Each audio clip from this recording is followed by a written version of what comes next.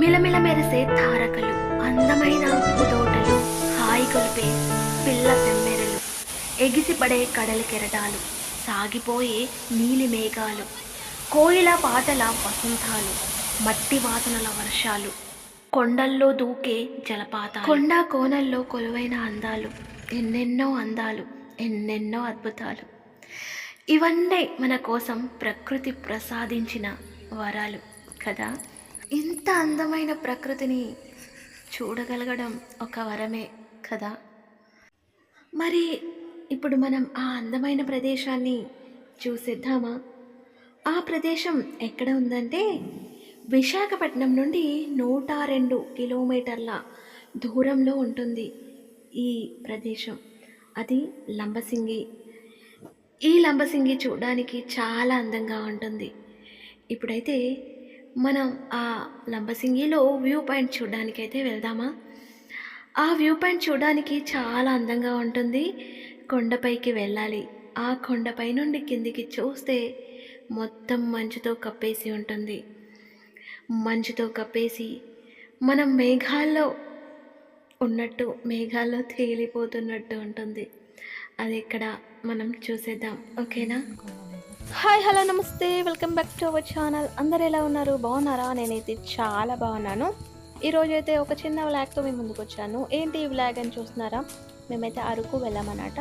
First అయితే లంబసింగి అయితే వెళ్ళాము. అక్కడ లంబసింగిలో వ్యూ పాయింట్ చూడడానికి చాలా బాగుంటుంది అని చెప్పేసి అక్కడ ఫస్ట్ వెళ్ళి అక్కడ స్టే చేసామన్నమాట. ఇదైతే రూమ్స్ అన్నమాట మావి.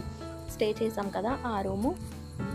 ఎర్లీ మార్నింగ్ సూర్యుడు ఉదయించే టైంలో అక్కడ చూస్తే చాలా బాగుంటుంది అని చెప్పేసి మార్నింగ్ 4 o'clockకి పిల్లల్ని లేపేసి మేము కూడా లేచిపోయి బయలుదేరామన్నమాట. అక్కడికి వెళ్ళేసరికి టైం పట్టింది.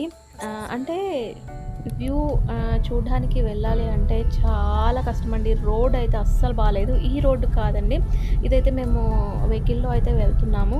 ఈ వెహికల్స్ అయితే మనం తీసుకెళ్ళిన వెహికల్స్ అయితే అక్కడికి వెళ్ళడానికి అస్సలు అవ్వదన్నమాట. మేము రూమ్ నుండి 2-3 km ముందుకు వచ్చేసాము. వ్యూ పాయింట్ దగ్గరికి వెళ్దామని చెప్పేసి అయితే వెళ్తున్నాము. బట్ ఈ వెహికల్లో అయితే వెళ్ళలేము అని చెప్పేసి నెక్స్ట్ జీబ్లో అయితే వెళ్ళామన్నమాట. జీబ్లో పర్ హెడ్ 100 రూపీస్ తీసుకుంటున్నారు వెళ్ళడానికి మాత్రమే. మళ్ళీ రావడానికి ఇంకో జీబ్ ఉంటుంది, వేరే వెహికల్లో అయితే రావాలన్నమాట. ఇక్కడ ఆపుతున్నారు కదా ముందున చూడండి, ఇక్కడ వరకే ఇంకా స్టాప్. ఈ వెహికల్స్ వెళ్ళలేవు.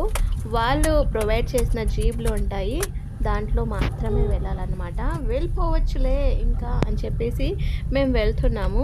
కాకపోతే ఈ ఘాటు రోడ్లో, ఈ గుంతలున్న రోడ్లో ఈ వెహికల్స్, మన వెహికల్స్ అసలు వెళ్ళలేవన్నమాట. వాళ్ళు మాత్రమే ఆ రోడ్లో డ్రైవ్ చేయగలరు. కాబట్టి ఇంకా మళ్ళీ బ్యాక్కి వచ్చేసి జీప్ ఎక్కేసి మాత్రం మేము వెళ్ళామన్నమాట పైకి. అది కొండ పైకి ఉంటుందండి. మొత్తం ఘాటు రోడ్లో వెళ్ళాలి, పైకి వెళ్ళిపోవాలి. కంప్లీట్ పైకి వెళ్ళిన తర్వాత కొండ పై నుండి కిందికి చూస్తే ఎంత అందంగా ఉందో తెలుసా. ఆ వ్యూ చూడడానికి చాలా బాగుంది. నాకైతే అక్కడే ఉండాలనిపించింది, బట్ ఎక్కువసేపు ఉండలేకపోయాను అన్నమాట. వెళ్ళేటప్పుడు అయితే వీడియో తీయలేకపోయాను జీప్ మీద వెళ్ళేటప్పుడు, ఎందుకంటే చాలా డేంజరస్ రోడ్లు అవి. ఆ రోడ్డు మీద నిజంగా వాళ్ళు ఎలా డ్రైవ్ చేస్తున్నారో తెలీదు. వచ్చేటప్పుడు మాత్రం మళ్ళీ కాలి నడకన వచ్చాము, అప్పుడు మాత్రం వీడియో తీశాను. అండ్ ఇక్కడ entry ticket per head 20 rupees లోపలికి వెళ్ళడానికి. మేము వెళ్ళేసరికి చీకటిగానే ఉంది మొత్తం అంతా. కొద్దిసేపు ఇంకా అక్కడే కొద్ది టీ తాగేసి వెయిట్ చేసామన్నమాట. సూర్యుడు ఉదయించే టైంకి కదా మనము చూడాలి. మొత్తం మన వరకు మంచు వచ్చేస్తుంది. మంచు అయితే వచ్చేసే టైంకి ఆ కొండపై నుండి చూస్తుంటే చాలా అందంగా ఉందన్నమాట. మేము వీకెండ్స్లో వెళ్ళాం కాబట్టి చాలా జనాలు ఉన్నారు. జనాలు మాత్రం విపరీతంగా ఉన్నారు. వీకెండ్స్ అయితే ఈ టైంలో వెళ్ళకండి, అంటే చూడడానికి అవ్వదు. మెయిన్ ఏంటంటే మొత్తం అక్కడ చూస్తున్నారు కదా, మొత్తం నిండిపోయారు. అక్కడికి వెళ్ళడానికి అవ్వలేదు, పైకి వెళ్ళి చూడడానికి అవ్వలేదు. కొద్దిగా జనాలు లేకపోతే ఫ్రీగా ఉంటే బాగా చూడొచ్చు, వ్యూని బాగా ఎంజాయ్ చేయొచ్చు.